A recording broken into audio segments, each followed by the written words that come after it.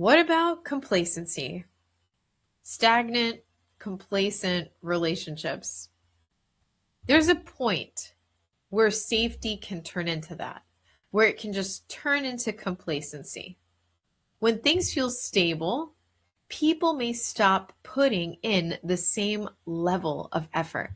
They assume the relationship will maintain itself. And over time, engagement starts to decline.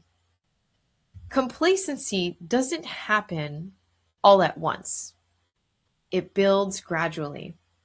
Small things get overlooked, emotional connection weakens, and intentional effort fades. Before long, the relationship feels stagnant instead of fulfilling.